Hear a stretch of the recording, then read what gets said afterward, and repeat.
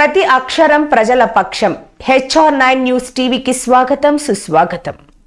సత్యసాయి జిల్లా హిందూపురం ప్రభుత్వ ఆసుపత్రిని సందర్శించిన పీఠాధిపతి స్వామి పరిపూర్ణానంద ప్రస్తుతం ఆసుపత్రిలో ఉన్న సమస్యలపై రోగులతో వైద్య సిబ్బందితో అడిగి తెలుసుకున్నారు. ప్రధానంగా సిటీ స్కాన్ పని చేయకపోవడం, MRI స్కానింగ్ లేకపోవడం, ఎక్స్రే, ECG డిపార్ట్మెంట్లో సిబ్బంది కొరత ఉండడం, దాదాపు రోజుకు 8 నుంచి 1000 మంది అవుట్ పేషెంట్ ఆసుపత్రికి వస్తూ ఉండడంతో వైద్య సిబ్బంది కొరత వల్ల సామాన్య ప్రజలకు సౌకర్యార్థమైన వైద్యం అందడం లేదని అన్నారు. జనరల్ వార్డ్, డయాలసిస్ సెంటర్ను, ఎక్స్రే సెంటర్లను సందర్శించి సమస్యలు అడిగి తెలుసుకున్నారు. ఈ సందర్భంగా పరిపూర్ణానంద స్వామి మాట్లాడుతూ తనను హిందూపురం ప్రజలు గెలిపిస్తే అధునాతన ఆసుపత్రిగా మారుస్తానని, 500 తీసుకోవడం కంటే 5 సంవత్సరాలు అభివృద్ధి చేయడం ముఖ్యమని, నిస్వార్థంగా హిందూపురం ఆసుపత్రి అభివృద్ధి చేయగలనని నమ్మకం తనకుందన్నారు.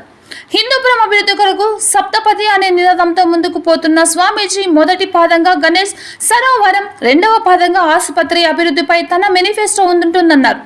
తాను ఖచ్చితంగా హిందూపురం నుంచి పోటీలో ఉంటానని, తాను కావాలనుకుంటే బీజేపీ తనకు టికెట్ కేటాయిస్తుందని, లేని పక్షంలో తాను స్వతంత్ర అభ్యర్థిగా పోటీలో ఉండబోతానని తెలియజేశారు. నిస్వార్థంగా ఈ ప్రాంతానికి సేవ చేయడానికి వచ్చానని, 5 సంవత్సరాలు ఈ ప్రాంతంలో అభివృద్ధి చేసి ఇంకో ప్రాంతానికి వెళ్లేవాడినని, శాశ్వతంగా ఇక్కడే ఉండి ప్రజాధనాన్ని దోచుకోవాలన్న తపయాత్రం లేదన్నారు. దేశంలో హిందూపురాన్ని రోల్ మోడల్గా చేయాలన్నదే తన సంకల్పం అన్నారు.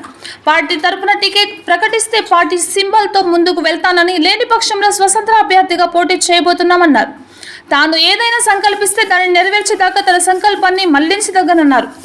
ఈ కార్యక్రమంలో స్వామీజీ భక్తులు, అభిమానులు పెద్ద ఎత్తున పాల్గొన్నారు.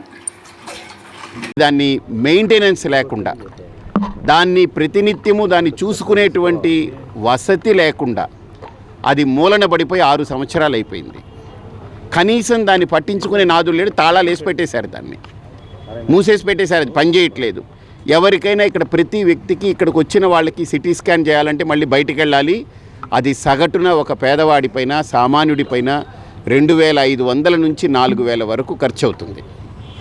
అంతేకాదు 3 రోజులుగా పవర్ లేదు, ఇక్కడ కరెంటు లేదు ఈ ఆసుపత్రిలో. ఊహించండి. అదే ఒక సామాన్యమైన అధికారి ఇంట్లో ఒక అరగంట కరెంట్ లేకపోతే ఆగమేఘాల మీద ఎక్కడి నుంచైనా సరే కరెంటు తెప్పించేసుకోగలరు. అంతేకాదు వాళ్ళకి ఇన్వర్టర్ ఉంటుంది, జనరేటర్ ఫెసిలిటీ ఉంటాయి, అన్నీ ఉంటాయి. కానీ హాస్పిటల్లో 3 రోజులుగా కరెంటు లేక, డయాలసిస్ సెక్షన్లో సరైనటువంటి వసతి లేక నిన్ననే ఒక పేషెంట్ చనిపోవడం జరిగింది.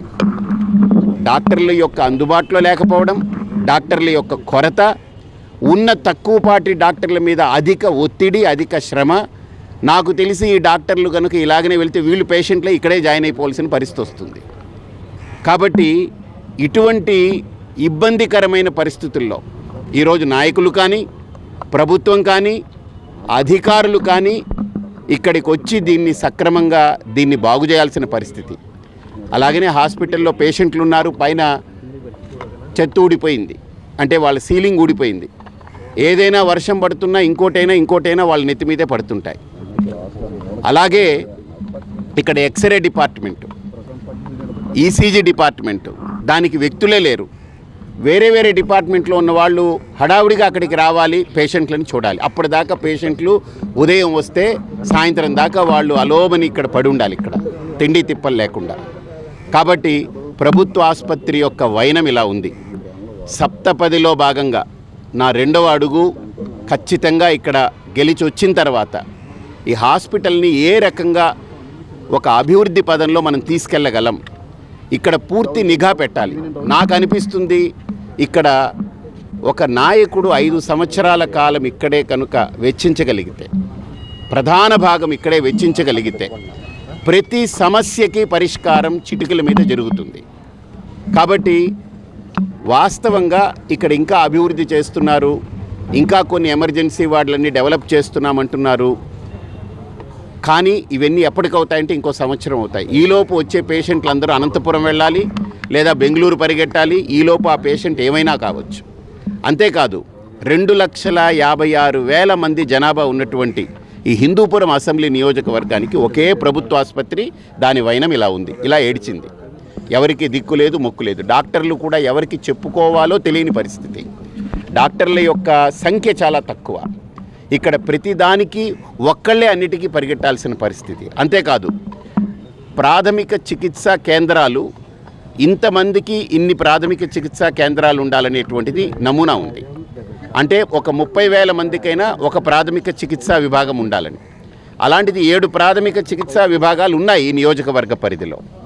కానీ ఈ 7 కూడా ప్రభుత్వ ఆసుపత్రే ఇలా ఏడుస్తూ ఉంటే ఇంకా మిగతా 7 ప్రాథమిక చికిత్సా విభాగాల్లో డాక్టర్లు ఉండరు, అక్కడ ఫెసిలిటీస్ ఉండవు, ఎక్విప్మెంట్లు ఉండవు, వాళ్ళకి సరైనటువంటి ఉండవు.